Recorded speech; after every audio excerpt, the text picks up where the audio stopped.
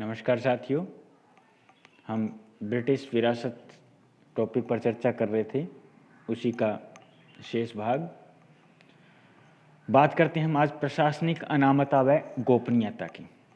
प्रशासनिक अनामता का अर्थ है कि कोई भी कार्य जो लोक प्रशासन के द्वारा संपादित किया जाता है वह किसी कार्मिक का निजी कार्य नहीं माना जाता, अपितु सरकार का कार्य माना जाता है। लोक सेवक सरकारी संपत्ति को अपनी संपत्ति नहीं समझते हैं और अपने नाम से अधिक अपने पद का महत्व स्थापित करते हैं। फॉर एग्जाम्पल, मान लो कोई कलेक्टर कहीं कोई अच्छा कार्य कर रहा है तो वह कलेक्टर साहब ने ये काम किया, न कि उस व्यक्ति का नाम लेकर हम चर्चा करते हैं। इसी प्रकार से 1872 का भारतीय साक्ष्य अधिनियम और 1923 का शासकीय गुप्त बात अधिनियम प्रशासनिक अधिकारियों और कार्मिकों को सरकारी सूचनाएं गुप्त रखने का अधिकार देते हैं। इसी कारण इस स्टील फ्रेम ढांचे के अंदर सेंध लगाना बड़ा मुश्किल था, क्योंकि इस अधिनियम की आड़ में सभी सरकारी कर्मचारी आम जनता से प्रशासनिक बातों को, तथ्यों को, आंकड़ों को छुपा कर रखते थे। लेकिन वर्तमान में RTI एक्ट 2005 लागू होने के बाद में इस किले में सेंध लग गई है और लगभग सभी डॉक्यूमेंट, डाटाज, सूचनाएं आम जनता के समक्ष उपलब्ध करवाने का अधिकार जनता को मिल चुका है।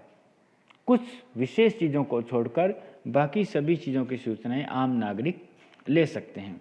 इससे प्रशासन में पारदर्शिता बढ़ी है, लेकिन फिर भी कुछ बिंदुओं पर सूचनाएं जग जाहिर नहीं की जा सकती।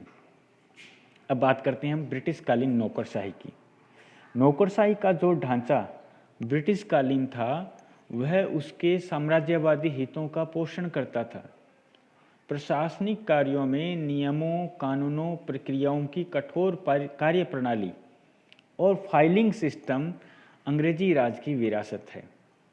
उस समय, जैसे कि शर्मा एंड शर्मा कहते हैं, एक खास तरीके की साहब संस्कृति व बाबू संस्कृति का विकास हुआ और जो आज भी हम देखते आ रहे हैं। ब्रिटिश काल में लोकतंत्र और जनप्रतिनिधि इनका अभाव था, इसलिए प्रशासनिक अधिकारी या नौकरशाही का उत्तरदायित्व भी नगण्य था और प्रशासनिक शक्ति निरंकुश थी।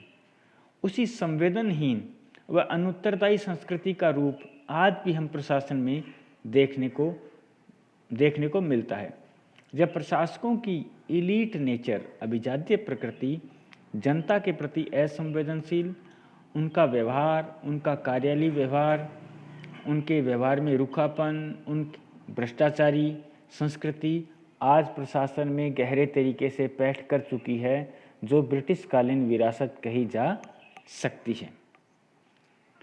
एक नवीन वर्ग के रूप में मैकाले ने नई शिक्षा नीति लागू की, जिससे स्कूलों और कॉलेजों में अंग्रेजी शिक्षा को माध्यम बनाया गया। मैकाले का कहना था कि तन से भारतीय और मन से पाश्चात्य रंग में रंगे हुए लोगों की यह फौज हमारे शासन प्रशासन को मजबूत बनाने में कारगर होगी, और मैकाले इस विधा में कामयाब भी रहा। अंग्रेजी पढ़ा लिखा एक नया वर्ग उस समय पैदा हुआ जो पाश्चात्य संस्कृति और विचारों से ओतप्रोत था, और ब्रिटिश राज को कायम रखने में उसने एड़ी चोटी का जोर लगा दिया। लेकिन यही पढ़े लिखे लोग जब लोकतंत्र, उदारवाद, अंग्रेजी साहित्य और वैश्विक साहित्य के संपर्क में आए तो उन्होंने आज़ादी के लिए लड़ाई में इसको हथियार बनाया, और अंग्रेज़ों से सत्ता हस्तांतरण इन्हीं अंग्रेजी पढ़े लिखे लोगों ने प्राप्त किया था। धन्यवाद।